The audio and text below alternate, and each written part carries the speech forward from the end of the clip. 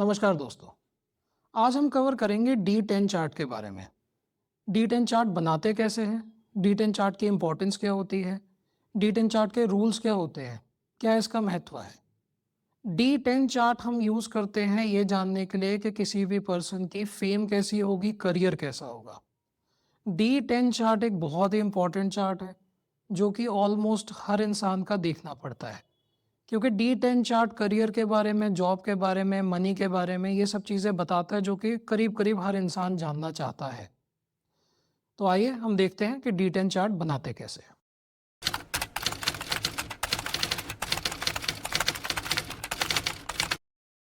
तो दोस्तों आप देख पा रहे होंगे स्क्रीन पे हमारे पास एक चार्ट है। अब हम इसमें जैसे हमने पिछली वीडियोज़ में किया था, हम इसमें प्लैनेट्स प्लेस करेंगे, देखेंगे D10 में कहाँ जाते हैं, D10 के रूल्स क्या होते हैं। D10 के रूल्स बहुत सिंपल हैं, बिल्कुल भी मुश्किल नहीं है। D10 में हम 10 इक्वल डिविजन्स कर रहे हैं, बहुत ही ईज़ी है। 30 डिग्री है, 10 का हमने करनी है तो हर डिवीज़न जो है वो 3 डिग्री की होगी। हम फिर भी लिख लेते हैं अपनी कन्वीनियंस के लिए। हमारा 0 to 3 degrees, 3 to 6, 6 to 9, 9 to 12, 12 to 15, 15 to 18, 18 to 21, 21 to 24, 24 to 27 और लास्ट में आएगा आपका 27 से 30 डिग्रीज। ये हमारी 2, 3, 4, 5, 6, 7, 8, 9 और 10, ये हमारे 10 डिवीजन इसके अंदर हो गई। रूल भी बहुत सिंपल है। अगर आपकी इवन राशि है, अगर आप इवन राशि से शुरू कर रहे हैं तो 9th से काउंटिंग शुरू करनी है, और अगर आप ऑड से कर रहे हैं तो सेम से आप शुरू कर सकते हैं। तो बहुत सिंपल रूल्स हैं। अब हम इसमें देखते हैं कि बनता कैसे है। अब हमने यहाँ पे लग्न एज्यूम कर लेते हैं कि हमारा लग्न जो है वो सिर्फ 3 डिग्री 20 मिनट का है, और लग्न हम ले लेते हैं इसके लिए 1 नंबर।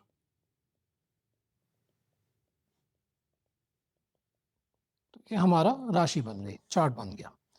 अब हमने चार्ट में प्लेस कर लेते हैं प्लैनेट्स को।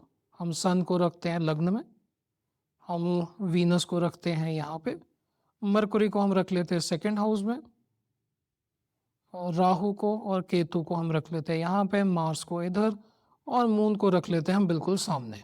मून सामने है, हमें पता है कि ये इंसान जो है पूर्णमासी के आसपास पैदा हुआ होगा, फुल मून के आसपास। हो सकता है फुल मून से एक दिन पहले, हो सकता है फुल मून से एक दिन बाद में हो।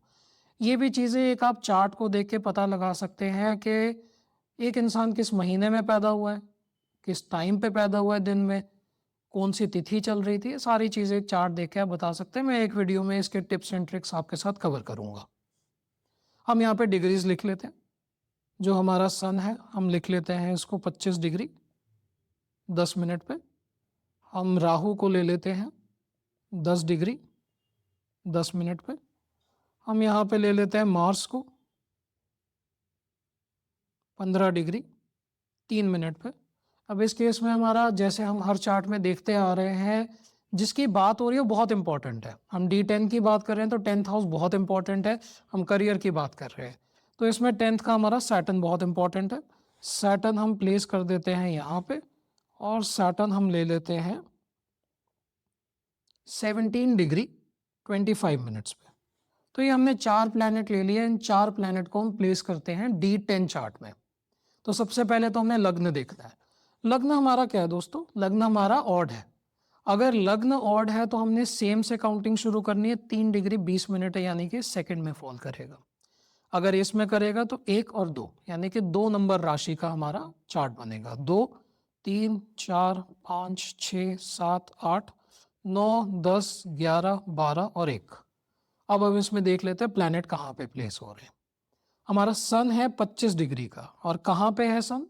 सन हमारा फिर से ऑड में है, सेम से काउंटिंग शुरू होगी। 25 डिग्री का मतलब है कि ये हमारे 9th में बैठेगा, यानी कि 7 यहाँ से आ गए हम, 8 और 9, यानी कि 9th राशि में जाएगा। 9th हाउस में नहीं, 9th राशि में। यहाँ पे हमारा सन आ गया। हम देख लेते हैं राहु कहाँ जाएगा। राहु हमारा 4th में है, 4th है, इवन है, इसकी काउंटिंग ही पहले ही 9 से स्टार्ट होगी। तो पहले हम काउंटिंग इसकी कहाँ से स्टार्ट करेंगे? 7 इसका इधर पड़ेगा, 8 और 9, तो 12th राशि से हम काउंटिंग स्टार्ट करेंगे। 10 डिग्री है तो ये हमारा फोर्थ में फॉल करेगा, 1 2 3 और 4 यानी कि थर्ड राशि में चला जाएगा। राहु इधर है तो केतु इधर आ जाएगा। आइए अब हम आगे देखते हैं। आगे हमारा आ गया मार्स। मार्स हमारा फिर से ऑड राशि में है, सेम जगह से काउंटिंग शुरू होगी, बहुत सिंपल है। और हम इसको करेंगे 15 डिग्री 3 मिनट्स पे, यानी कि ये 15 डिग्री के ऊपर चला गया तो सिक्स्थ में फॉल करेगा। 1 2 3 4 5 6 यानी कि 12th राशि में जाएगा। और अब हमारा सबसे इंपॉर्टेंट जो था सैटर्न, सैटर्न हमारा 9th में था। अब सैटर्न हमारा ऑड में है, सेम जगह से काउंटिंग हम शुरू करेंगे और 17 डिग्री पे है तो ये भी हमारा सिक्स्थ में चला जाएगा। 1 2 3 4 5 6 और 7 यानी कि थर्ड राशि में हमारा सैटर्न चला गया। एक प्लैनेट हम और ले लेते हैं यहाँ पे। हम यहाँ पे जुपिटर जो है वो 12th में प्लेस कर देते हैं, क्योंकि एक और इवन का हमारे लिए एग्जाम्पल हो जाएगा। और जुपिटर की हम डिग्री दे देते हैं 16 डिग्री 10 मिनट। तो ये इवन में है, 9 से काउंटिंग स्टार्ट होगी तो पहले आप 7th ऑपोजिट यहाँ पे चले जाइए, 8 और 9 यानी कि 8th राशि से तो हमारी काउंटिंग शुरू हो रही है।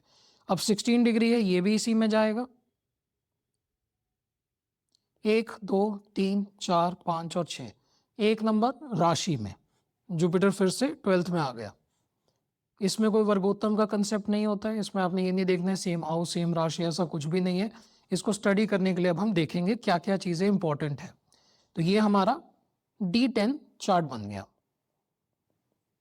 अब D10 चार्ट के अंदर हमने सबसे इंपॉर्टेंट चीज़ें क्या क्या देखनी है। हमने देखना है कि 10th हाउस का लॉर्ड कहाँ गया। यहाँ पे 10th हाउस का लॉर्ड था सैटर्न। सैटर्न चला गया है हमारा सेकंड हाउस में, यानी कि ये जो व्यक्ति है, ये जो इंसान है, अपने करियर से अपने प्रोफेशन से अच्छा गेन कमा रहा है।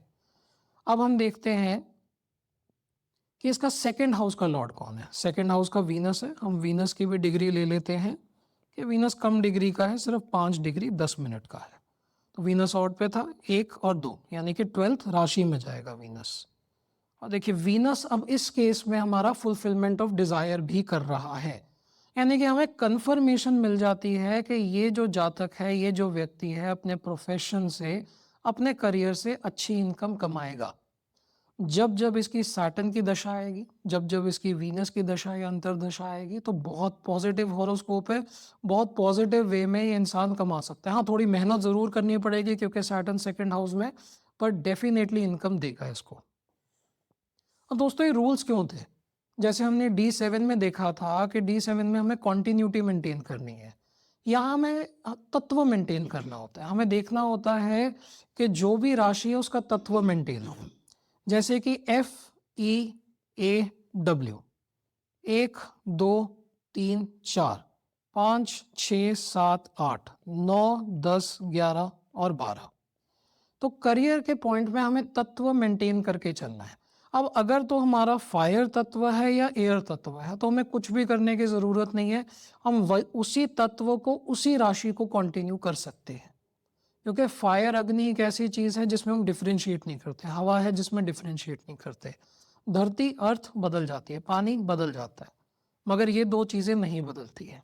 तो हम वहीं से ही, जब हमारी ये राशियां हैं और ये है, अब ये दो राशियों में आप क्या देख रहे हैं, ये दोनों ऑड हैं, और इन दोनों में आप क्या देख रहे हैं, ये दोनों इवन है।